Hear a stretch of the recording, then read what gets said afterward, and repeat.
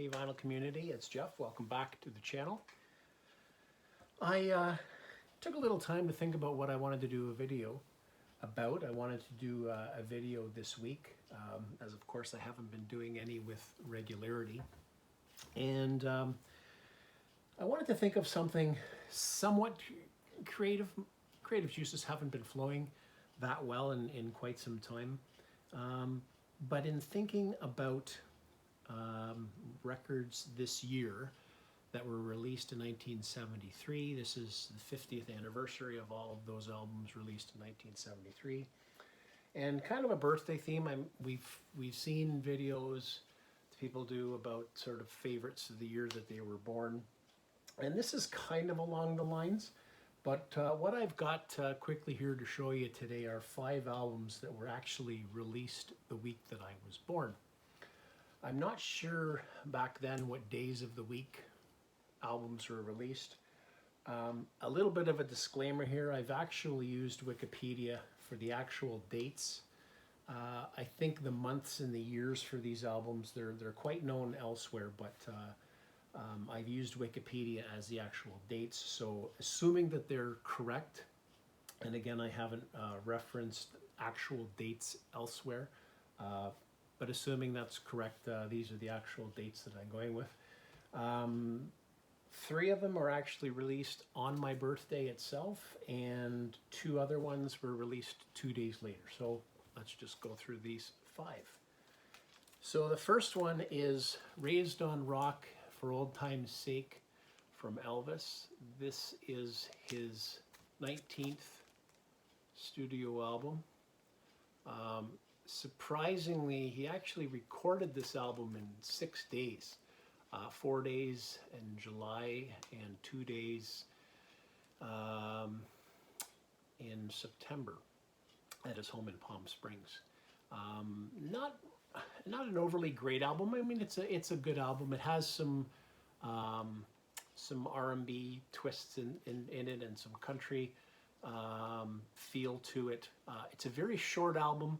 Comes in at just over 27 minutes. Didn't do well on the charts at all. Didn't chart in the UK at all. And the only song from this album that was a single was Raised on Rock. Elvis. The second one, and this is probably of the 5 my favorite. This is a debut album from arguably the greatest fusion drummer that ever lived, and I'm talking about Billy Cobham. And this is his debut album called Spectrum. And Billy was famous, of course. He drummed with Miles, and he was with Mahavishnu Orchestra. Just a monster of a drummer. This is a fantastic album. Lots of great guests on here. I believe Boland, not Mark Boland, drawing a blank, guitarist, plays on here on 4 or 5 tracks, I believe. Just a wonderful album, and again, probably of the 5 that I show, my favorite of the group. If you're not familiar with this album, if you're a jazz or a fusion fan, I highly recommend this album, Spectrum.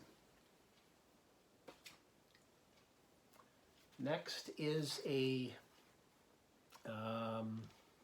concept album from Lou Reed. I think this is his 3rd studio album, called Berlin.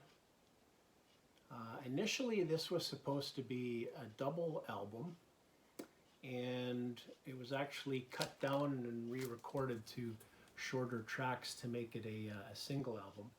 But again, this is a concept album, quite dark, with themes on drug abuse and addiction, prostitution, suicide, quite dark. It was, upon release, it was actually viewed not very well, and it took many years to sort of slowly grow and have critics love it. I think it was in the late 2000s Lou actually performed this sort of as a not a musical, but sort of a start to finish sort of thing as an entire concept. Bob Ezrin, I believe, produced this. Yes, he did. Again, this is another album with lots of guests on it. Steve Winwood is on here. Sorry, the font on the back is not very clear at all. But yeah, I really enjoy this album from Lou. Again, this was his third studio album, Berlin. And the next one is the,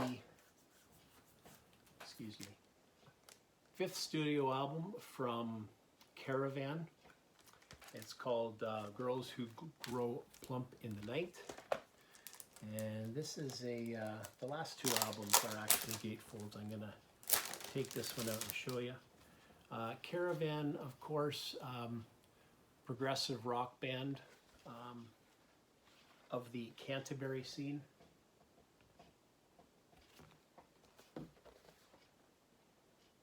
This is a really good album. Not one of my go-to Caravan albums. I enjoy their debut, and I also enjoy In the Land of Grey and Pink, and also Waterloo Lily. But this is quite good. London Records, glad I have it in the collection. Caravan.